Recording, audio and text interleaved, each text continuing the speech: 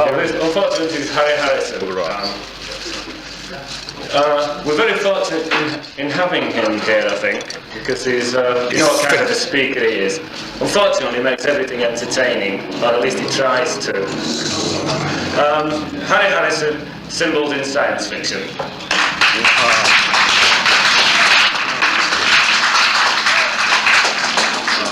Good morning. With your kind permission, I'm going to sit down because there's a vast array of microphones here. There's Radio Free Zagreb, Radio Free Berlin, Radio Free Moscow, and they're all being recorded for later broadcast.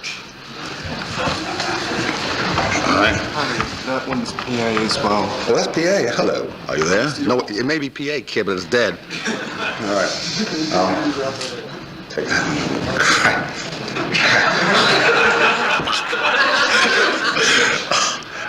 Very carefully. Very like that. Good morning. I have a few announcements to make before we begin. There has been a slight change in program. The rest of the convention has been canceled. No, other side. You were to hear a very fine talk of that very fine science fiction author Brian Aldiss. He, unhappily, is going to a more inferior con. He's been invited at great expense by a chap named Frost to be on a show this Sunday. And they're flying up a Rolls Royce here, and he's driving back in it. It's equipped with a very nubile girl who will read him passages from Henry Boy all the way. So he'll enjoy that. In his place, equally well-known, if not shorter science fiction writer, James Blish will talk to you. And out of generosity and the fact that I was lumbered with it by accident, I'm giving him my speech to do, and which is Symbols in Science Fiction. He knows far more about it than I do, and I'm sure he'll do a much better job. And if I know him, he'll pass it on to somebody else. Yeah, I think I have this upside down. No, here it is. Frank, where is it? Oh, there's my notes for the day. No, what the hell does it say? Right. Since I no longer have that talk to do, I'm going to talk to you about something that interests me, Stonehenge, and something that interests you, sex. Well, that interests me too, you know, but I can't admit it in public. Which first? Oh, sex first. It's much more interesting. Some of you here who are over the age of 12 and under 80 were at the convention in Gloucester. Take it, will you? Come on.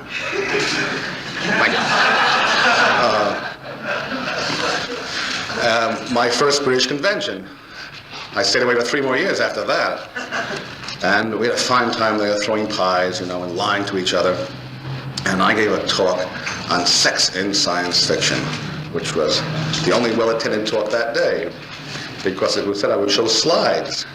I didn't. I just had my shirt unbuttoned. And I talked about, I did show one picture taken from Danish toilet paper, a little kitty sitting in a pot. I talked about the sad state of affairs in science fiction at that time. Well, a lot of water has gone over the dam into the pot since. And where are we now? I mean, what desperate state are we in? The only reason I'm talking about this is we were talking about it last night, as well we might, down the bar over a pint. And what has changed since then? And in a way, a very great amount has changed. In a way, it's still back where we were in the good old days. Some people there were talking about a story of mine called The Streets of Ashkelon, which they'd read and enjoyed. And I said, oh my goodness, 10 years ago when I wrote that, I couldn't sell it. I wrote it for Larry Shaw, who was editing Infinity Science Fiction. Since he's an old friend and a crypto-atheist himself, he permitted me to use the word atheist in a story. And I did. Small a, big A, you know, take your pick. And I wrote the thing and sent it to him. The magazine folded, as most science fiction magazines do. Upon receipt of manuscript. Received manuscript, crunch, magazine dead. And after a short period, 2 or 3 years, he sent it back. And I sent it on to Judy Merrill, who was doing a very exotic anthology to be titled The Razor's Age, or The Thin Age, or The Crumbled Age, or something like that. And she was doing it for a firm called Regency Books, which was in Chicago, which folded when I sent the manuscript into her. And it was never heard of. This was sort of an spelled U-R, Dangerous Visions. I assume it would have been very nice, much nicer than Dangerous Visions had it been published. A number of good stories. A very fine story by Brian Aldiss in there called Pink Gods or something, Little Pink Behinds. What was it, Brian? Pink Plastic Gods. Pink Plastic Gods, fine story. And just forgot the title, that's all. And after a year, I sent a note saying, this story is withdrawn. The note was not honored, of course, but officially I sent it. And I had the story back. And now, think about that story, those of you who have read it, the naughty stuff in there, well, the word atheist, I think. No, it's not very... I'm ready. Well, before they come, I have a very few last words to say.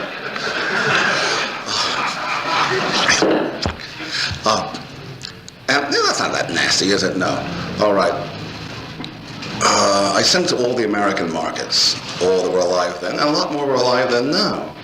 At least in magazine form. There were no hardcover anthologies as we have now, those fine, fat tomes full of words like, you know. They wouldn't have it. Bounced it right back. Came over here. I was living in Denmark at the time. Back it came, very ragged, edged by that time, covered with cigarette butts, burns. And the only thing it didn't suffer was the indignity one of my manuscripts suffered was a very short manuscript, about 10 pages. I forget which. I wiped it from my mind. Came back from a publisher looking something crumbled, you know, had a very sort of yeasty look to it. I turned it over and discovered that every page had a footprint on it. The son of an editor had laid it on the floor and walked on it, you know, which is criticism of a sort, I suppose. Well, this one just had the mark of age upon it. And I sent it to Ted Carnell, and a dear friend of ours, missed very, very much already. And Ted being a shy man and not given to grand experiments in science fiction at that time, as you may have noticed, New Worlds changed radically when that madman Mike Moorcock took over, was reluctant to publish it. You know, oh, God, Harry, no, that's, you know. So I didn't know what to do, and I wrote to that other charming Englishman, Brian Aldiss. I said, Brian, what do I do with this goddamn thing? Nobody wants it. I'd rather like it. He said, I like it too, I'll publish it. Heaven. He was doing the Penguin anthologies then. Penguin science fiction, more Penguin science fiction, yet still more Penguin science fiction, and again, yet still more Penguin science fiction. And continued, the fourth volume, unpublished to now. And upon hearing this, Ted Carnell took share, you know, and he did rise above his innate Plumsteadian prejudices and published it. Ted was very good that way. If you talk reasonably to the man, he would do things that he didn't feel were basically his thing, but great lad. Came out there, came out in Penguin, and right away, the world was ready for it, even if America wasn't. But mind you, America is a very, very old-fashioned country. We've very puritanical. We've taken the worst of your puritanical habits and held fast to them while you've gone on to improve them, you know, you polish them up, sort of thing, and ignored a few of them. You got cute birds down there in Carnaby Street, you know, and you invented the miniskirt and the braless girl and all sort of good things. And we've been sort of nodding. In fact, we nod very much in the Midwest. It's sort of a vast sea of intolerance develops. You go out in the Midwest, like a surging sea rising up and sinking back down to California, where it gets a little looser.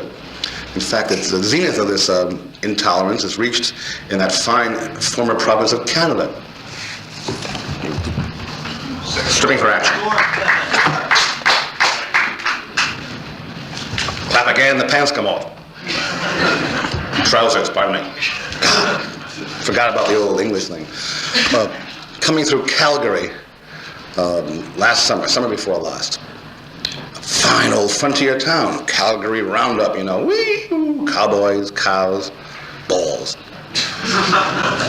This town inherited, those terrible Victorian traits, or not Victorian, Edwardian, those awful laws that you passed during the First World War, when before that it was, drunk for a penny, dead drunk for tuppence.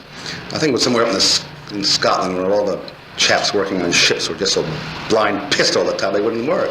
They closed the pubs during working hours. Well, went to a motel there, and had an indifferent meal, bottle of wine, a drink or two, very nice, Sunday afternoon. I went back to the room, television was awful, went back down for a drink. Sorry, sir, we don't serve drinks. I had a drink 15 minutes ago. That's because you had dinner. Well, I had dinner, have me another drink. You finished dinner. Well, how long does this go on? From Friday night to Monday morning? Oh, Christ. Man could die out there. What do you consider dinner? Well, eating. Well, what is eating in Calgary? Well, something to have on your plate. I said, what about a side of order of toast? That's eating, sir.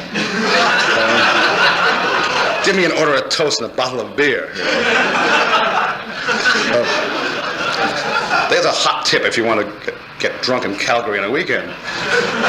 So this all is making a very dim point here. The Americans are lumbered with certain prejudicial attitudes which they hold to very firmly, same way you hold to certain attitudes. But when Streets of Ashkelon was published here, instantly became translated. It was stolen in 5 minutes into Swedish. Boom, like that. The sweet old Swedish crook up there in, the Swede in the back that was laughing, not that Swedish crook. I mean, not that Swede. But, what was his name? Did Hypner? Yeah, the editor. I won't mention his name here. Very, very, very gentlemanly chap. Spoke perfect English and very, very good Swedish. And, he did this as a hobby and a tax dodge. He was a lawyer for Husqvarna, and he told me they sold sewing machines. I didn't know what kind of sewing machines, so I got his card. It said Husqvarna Weaponsfabrik, which is cognate with English weapons for those of you who don't speak Swedish. But he would steal stories from the English and the American, any language. He spoke them all, and translate them into Swedish.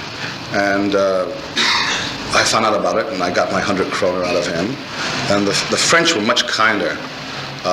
Yes, just for a change, I must add, for the benefit of our friend in the front row. There was a fan who now has risen in the world, as most fans do, who stay alive through conventions, Maxim Hakabowski. And he was a translator in London at the time. He was learning his English by working here, not translating, but living there, working, flogging apples from a barrel or something. I have no idea. Good job somewheres. And he did an anthology of, I won't do it in French, it's so impossible, of British science fiction called Far From Earth in French. And the first story in there was that well-known British science fiction writer, Harry Harris, New to Ashkelon. Very happy about that. The story's been published in Italian, German, Japanese, stolen by the Russians, sold by the Russians to the Latvians, and I admire the goal out there. Fine, all right, so where would it leave us with censorship? It leaves us today, 10 years on. Where have we come to? Where are we going with that good old symbolism? And, no, God, wrong side of the card. That good old sex. Harlan Ellison, for better or worse, published that damn thing, that book called Dangerous Visions. Not very dangerous and not too visionary, but well publicized. Cut up! Haven't you found the chap yet? Come on. They're just driving around the block, hoping they'll find someone lying in the gutter, Pubs aren't open yet. Keep driving. We heard about yesterday night's film. Oh, did I miss something good? You've just heard from Voice of Free Europe, Valerie Kumning. Yeah, oh God, something about the Teutonic mind puts me off. I forgot the hell I was talking about. Cue me, will you, Valdemar? What was I saying? Dangerous Vision. Thank you very much. Your name isn't Valdemar, is it? First, Lady Valdemar in the house. All right, there we were, Dangerous Visions. And all credit to Harlan. I think Dangerous Visions was published because the time was ripe. And stories had already been published. We had some very fine laborers in the sexual vineyards before that. Phil Farmer with exotic sexuality, rattling carapaces of beetle girls, you know. God, this must be down here somewhere, you know. Rattle deer, give me a shot. And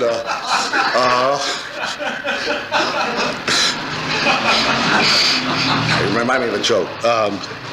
And that other fine laborer in more heterosexual vineyards, Brian Aldiss, who gave us some very, very nice sex in science fiction. Rather, he gave us some characterization in science fiction for the first time, and got the rattling robots out, you know, and got the nubile girls in. More credit to him. Giving it up, Howard, now. Robots? Oh, girl, oh, well. Not nubile boys in the British edition, Brian, I hope. God, no. Can't see that. Heterosexual to a fault, Brian. So, it was there before. Harlan put the label onto it. What it really is, to sum the whole thing up in one little round scrotum-shaped bundle, is it's the publishers who, like the medieval church, carry on the traditions. It's not the readers or the writers. Give the writers a chance, and they'll write any old nasty thing, you know. Give the readers a chance, and they'll buy it. The same publisher, perfect example, a few years back, I put together an anthology with Mack Reynolds. We were down in Mexico in San Miguel de Allende, and just for a change, we had a few drinks. And the alcohol level rose to our eyeballs, it turned bright red, at which point we had many, many good ideas.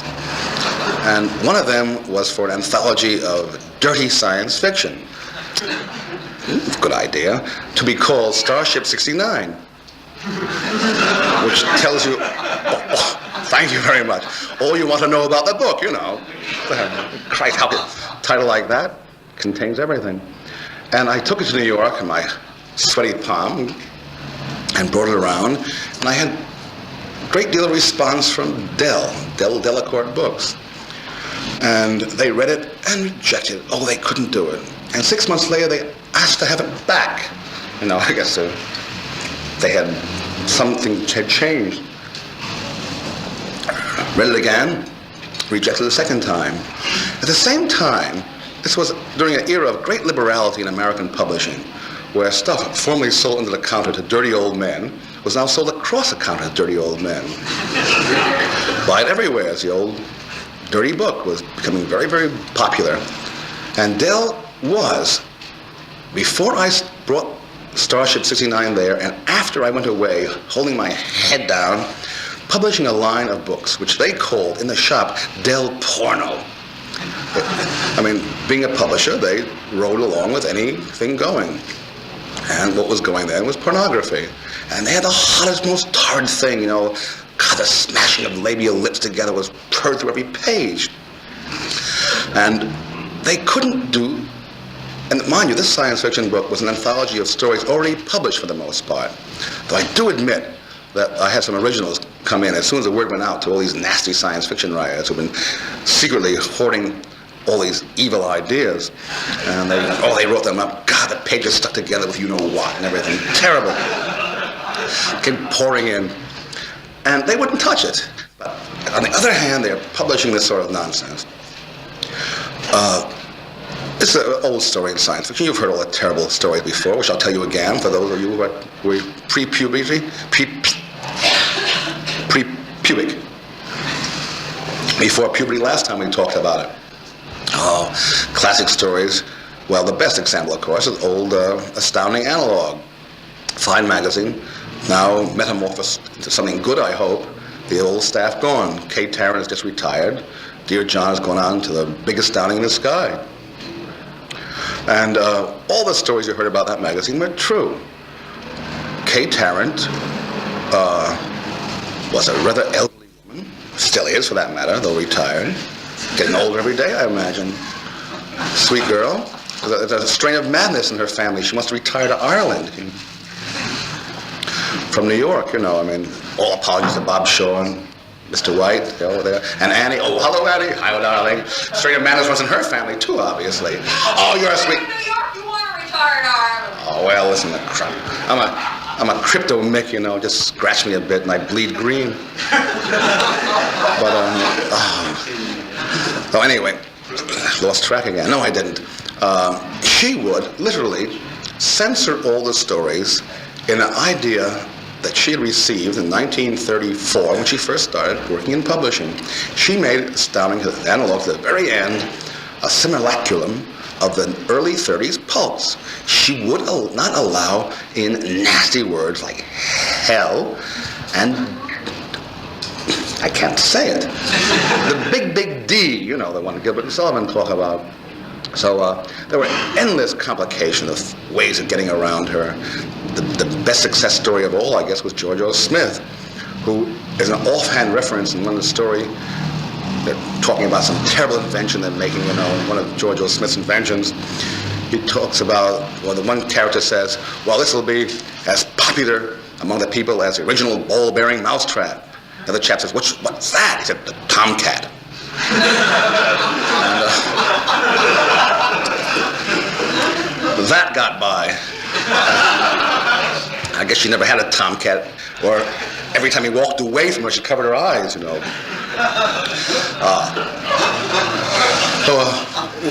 With all this sort of hysterical nonsense in mind, I wrote my first novel for John Campbell, Death World, and he bought it, good lad. And I was in New York at the time. I'd been in Italy or some place like that. I went back. And towards the end there, for those of you who have read it, which I hope is the entire audience, poor old hero has been mashed, shot, battered, crunched, and the last indignity, he's been throttled by one of these chaps who can break steel bars, you know, with their hands. Why they didn't snap his neck like that is unimportant. It just didn't need to snap at that point in the plot. That's why they didn't snap it. His larynx is crushed, you know, and these gaping, ugly sods, you know, we're all standing around, well, should we stop this war? No. And somebody says, well, I guess we better, for better or worse. And he says, everybody wait. Better, damn it, better. And it was, you know, very important to say damn it in there. He couldn't talk very much, and he wanted to emphasize that point. So I talked to John, and mind you, it's not that everyone was afraid of John Campbell. They were just frightened of him completely. No one. There were certain areas you didn't touch with him, you know. And we had a jolly half hour. Him telling me all about my cereal, and I nodding my head. And a lot of head nodding went on when I talked to John Campbell. I'll say that much. You know, tell him. You know. So I said, look, very important scene. I'd like that sentence to be quiet after all this. I'm talking now. Thank you, Brian. Christ, I said, you know, I didn't say that. I said, gee. Those are the good old days. I'd like that sentence to be run as is. And John said something like, what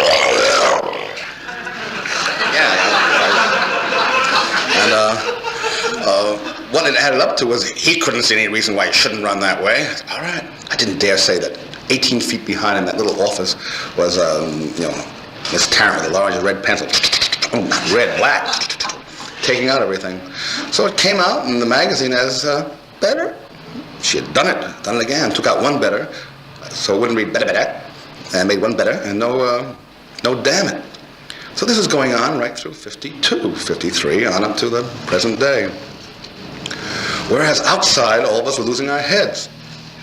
Publishing was going rampant mad, you know, and there they were. Christ, you open one of those books there, you blush instantly, you know. Some of us would. Where are we now? Where are we going with this sort of nonsense?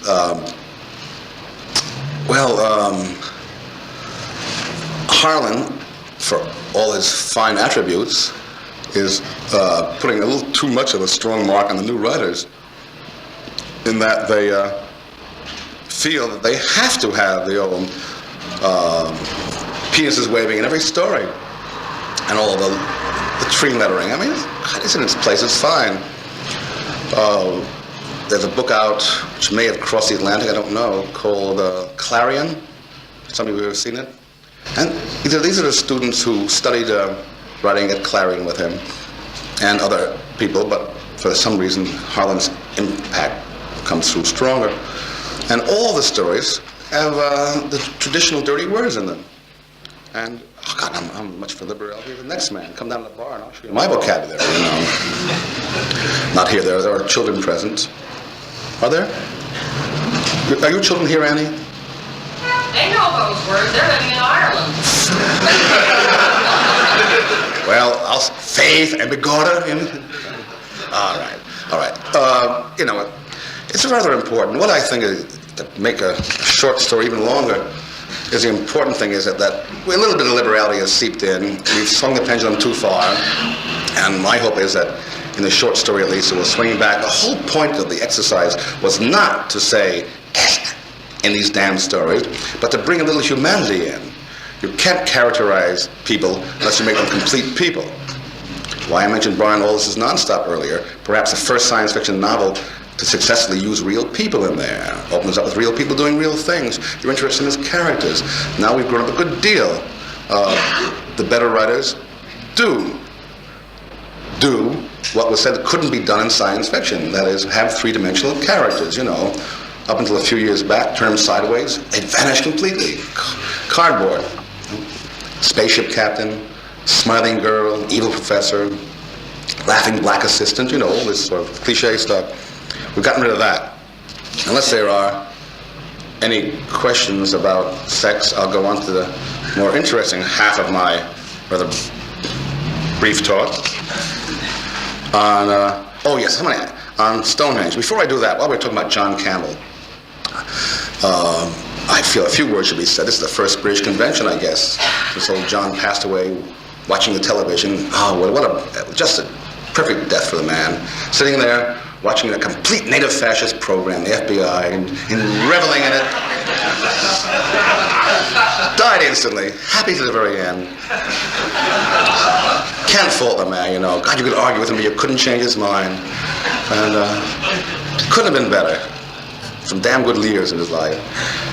And I'm happy to say that a few months before he died, I arranged a filming. And the film is going to be on sale here. I should have a brochure to wave around. Is it here somewhere? Philip, could I wave one of those, please? Films about science fiction. There are all sort of good names in there. Here is, Harry Harrison, right down there. And other writers. Picture of an American chap going for a walk on the front there.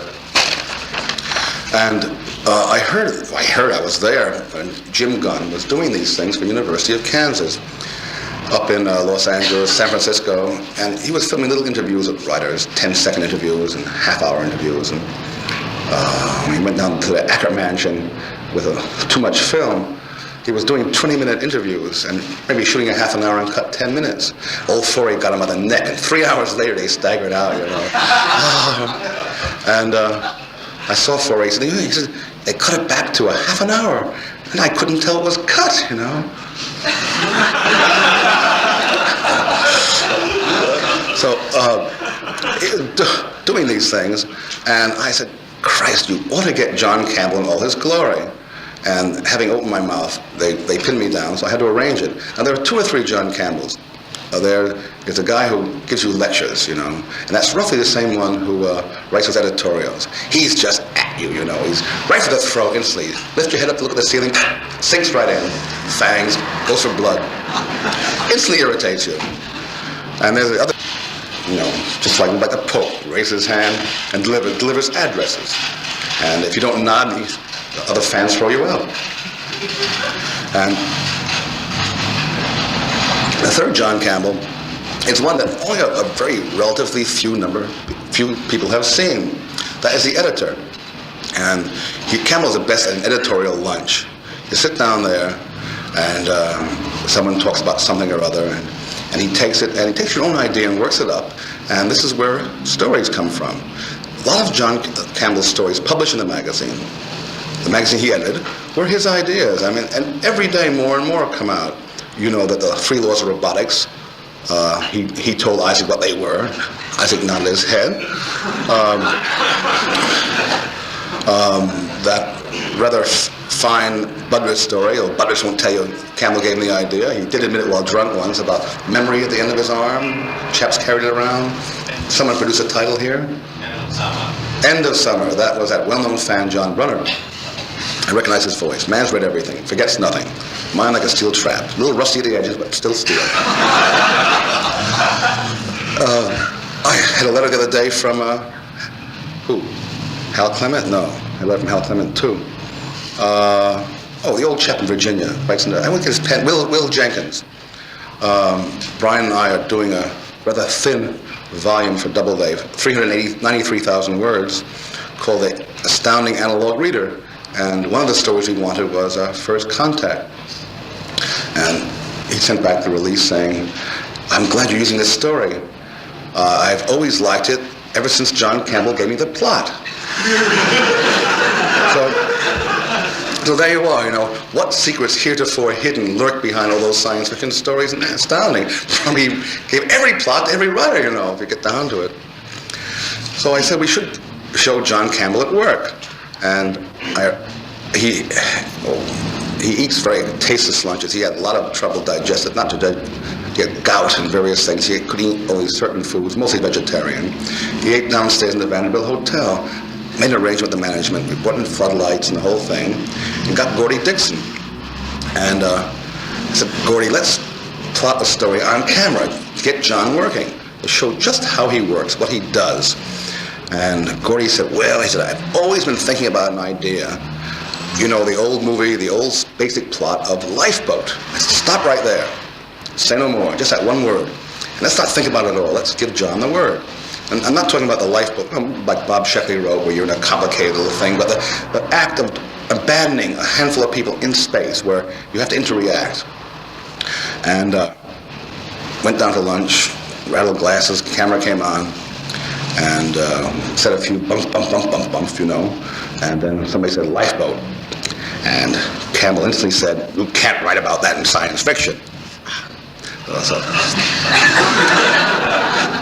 he always begins cool. And, we came back with something, and right there on camera, we plotted the whole goddamn novel, all done.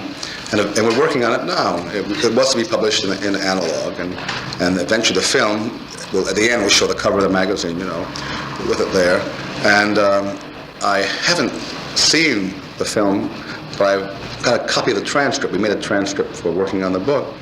And, there's the old artful dodging writer in there. Firm in conviction to the very end, Harrison says, I think this is very, very good, blank. And Campbell says, no. Harrison says, well, you're right.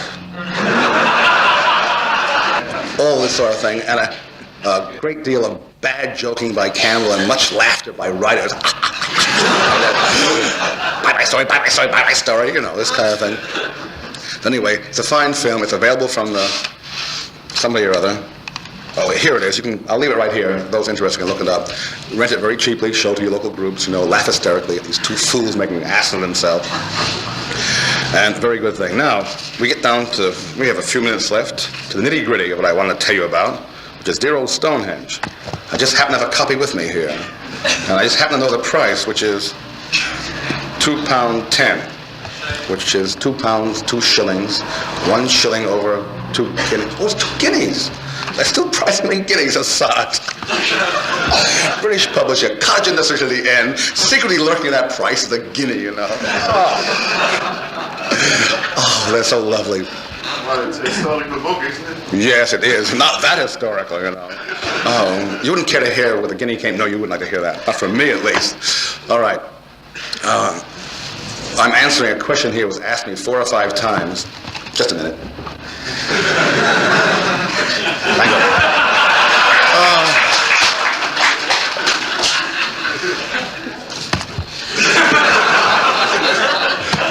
Missed that one. Okay. Yeah. A fine example of cottage industry publishing. This fine volume I saw for the first time last night when a fan brought it up. One of our German fans named Horst. I said, oh, that's a nice jacket. Who wrote that book? Me. Which, I don't expect things from publishers, except that Brian and I were in the publisher not 5 days ago, asking for whiskey, drinking his whiskey, and doing all sort of things like that. And do you think he'd bring out my own book and give it to me? Answer is no. The question I've been asked 2 or 3 or 4 or a dozen times, which I'm doing now in public to save my breath in private for drinking, is Stonehenge a science fiction novel? And the answer is yes. This is not my answer. This is an answer dictated by my collaborator, Professor Stover back there, who says it is, and by some students I had last year, 2 years ago, when I was writing it in San Diego State College. I did a course in science fiction, mostly teachers there, and they were very interested. And I said, well, it's not science fiction. I told them about it, and they said, well, it is. And I suppose it is. It's the same techniques utilized to write it as to write any novel I did. A bit of research, a lot of thinking, and the utilization of those in a moving novel. I mean, the disguise of the bones by making a novel to contain them. This is the same technique, perhaps, used in Make Room, where a dreadful amount of work went into finding out what the world would be like in the year 2000, and a lot more work went into disguising the fact I knew. And this is what you have to do. Coming down in the car with Brian Aldiss, we passed a little town on a river, and it's not too far from his house. And he mentioned this is a town that he used in dark light years. With some very lovely scenes. And as soon as he said that, I saw the whole thing. He had described that town. And he went there a number of times and then forgot about it. He just utilized those items that were relevant. But research and thinking in a novel is very much like an iceberg, and just the tip shows. But if you've done the work, and you know what you're talking about, when you need a relevant fact, it's there. The tip of that iceberg comes through. And Stonehenge is that kind of book. It's a historical novel, a prehistorical novel, the chaps who put the thing up. And I'm happy to say that it relies upon no one for its authenticity. It completely destroys all the theories that have come before, wipes them out in one blow. In case you don't agree, and in the back are the foolproof arguments. You know, we put a little bit of nonfiction there. Leon wrote these fine thing about how it's all true. A few typos got in from the publisher, but you expect that. And in addition to being a work of science fiction, I planned, when we first started thinking about this, a nice, gentle novel, and beautiful historical, prehistorical. The chap has read it, that's why he's laughing. In the tradition of Mack Reynolds, you know, chaps sitting around holding their bum boys and kissing them, you know, and painting friezes, talking very philosophically about important things. Then I started reading about the chaps who were around at the time. Oh boy. For one thing, the Mycenaeans are warmongers by trade. In one chamber grave with one lad at the bottom, they found 40 bronze swords, you know. Give you an idea what he did for a living. And the Celts, and shy as you Britons are now, your ancestors were a pretty hairy lot. And in writing of this, before I close, it's three things. It's science fiction, it's prehistoric fiction, and it's a wholly new form of fiction invented for this book, sword and butchery. And on that high note, unless there are any important questions, which I always like to answer, you know, a little communication back and forth, I'm going to close. Anybody want to find out anything important, like how long took to write, how many pages it had, how much it weighed? No. In which case, thank you very, very much.